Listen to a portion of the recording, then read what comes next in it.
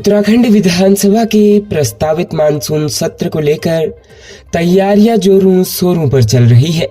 अभी तक विधानसभा सत्र की तिथियां और सत्र किस विधानसभा में आहूत किया जाएगा, इसका निर्णय नहीं हो पाया है। संभावनाएं जताई जा रही है कि अगस्त 22 से देहरादून में विधानसभा सत्र आहूत हो सकता है। इन संभावनाओं के बीच विपक्षी दल कांग्रेस ने सरकार पर आरोप लगाने शुरू कर दिए हैं। कांग्रेस का कहना है राज्य सरकार गैरसैंण को लेकर गंभीर नहीं है। मानसून सत्र की तिथि और स्थान चिन्हित किए जाने को लेकर मुख्यमंत्री को अधिकृत किया गया है।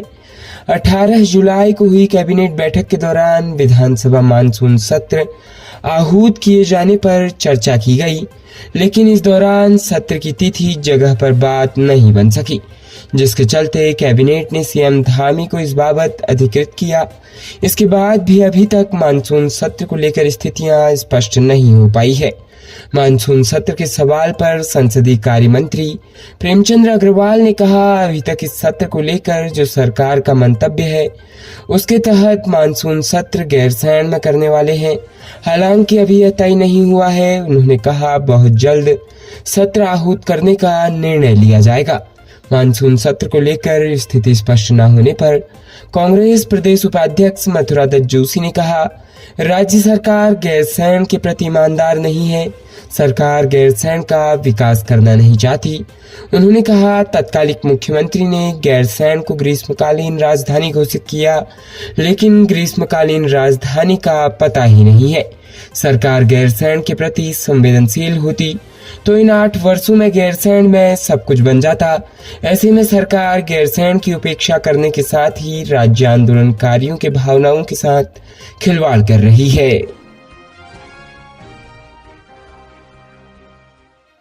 प्रदेश में हरिद्वार के रुड़की में साइबर ठगों द्वारा एक व्यक्ति से लाखों रुपए की ठगी कर डाली। दरअसल रुड़की सिविल लाइन कोतवाली क्षेत्र निवासी एक व्यक्ति को क्रेडिट कार्ड की ऑनलाइन केवाईसी कराना भारी पड़ गया। पीड़ित ने इस मामले में पुलिस को तहरीर देकर कार्रवाई की मांग की है। तहरीर के आधार पर पुलिस ने मुकदमा दर्ज कर मामले की पड़ताल शुरू कर दी है। Doctor Neeraj Jain Roorkee civil line कोतवाली क्षेत्र के न्यू आदर्श नगरवीर अपार्टमेंट में रहते हैं। नीरज जैन ने पुलिस को तहरीर देकर बताया कि बीती 24 जुलाई को उनके मोबाइल पर एक अज्ञात नंबर से फोन आया। फोन करने वाले व्यक्ति ने खुद को पीएनबी का कर्मचारी बताया और उन्हें क्रेडिट कार्ड के बारे में जानकारी दी। वहीं डॉक्टर नीरज को उसके द्वारा दी गई जानकारी ठीक लगी, जिस पर उन्होंने पीएनबी का क्रेडिट कार्ड लेने की बात कही। इसके बाद फोन करने वाले व्यक्ति ने ऑनलाइन केवाईसी कराने के लिए उनके व्हाट्सएप नंबर पर अन्य नंबर से एक लिंक भेज दिया। वही लिंक खोलने के बाद फोन करने वाले ने वीडियो कॉल कर कहा कि वह अपने आधार और पैन कार्ड को कैमरे पर दिखाए, जिस पर उन्होंने कार्ड दिखा दिए। इसके बाद उन्हें गूगल पर जाकर पीएनबी पोर्टल खोलकर पूरी जानकारी भरने के लिए कहा गया, जिसके बाद उन्होंने जानकारी भर दी। इसके तुरंत बाद उन्हें खाते से रुपए कटने के मैसेज आने लगे, जिसके बाद उन्हें ठगी का शक हुआ।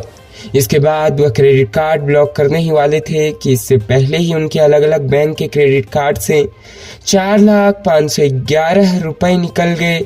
इसके बाद पीड़ित डॉक्टर ने पुलिस को तहरीर देकर कार्रवाई की मांग करी।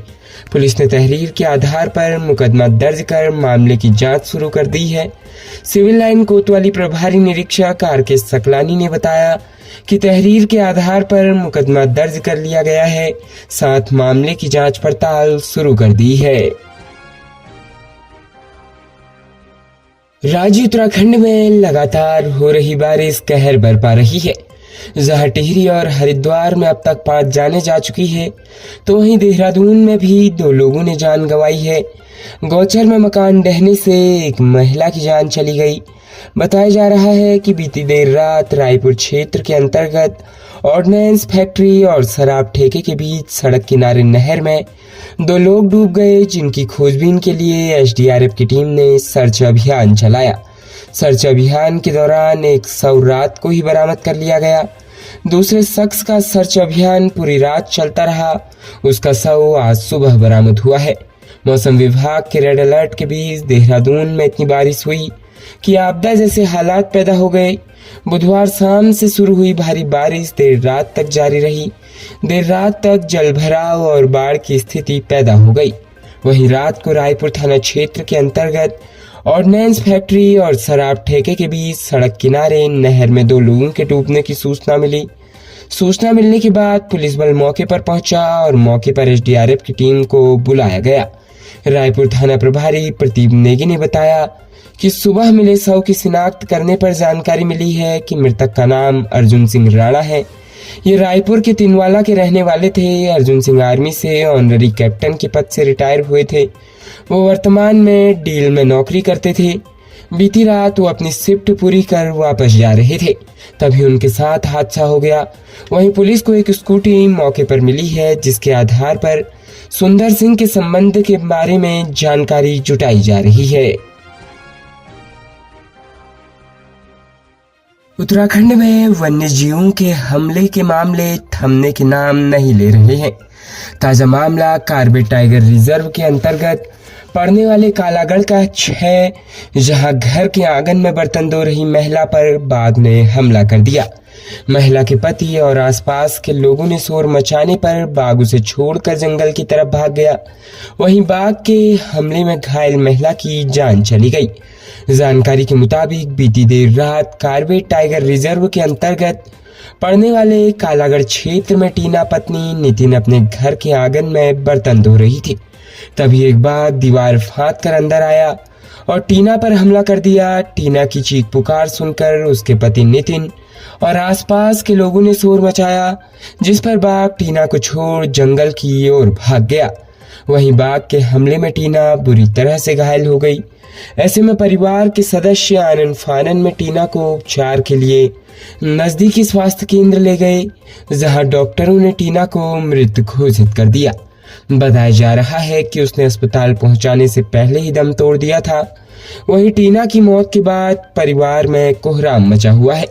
उधर पुलिस ने टीना की बॉडी को कब्जे में लेकर पोस्टमार्टम की कार्रवाई करी।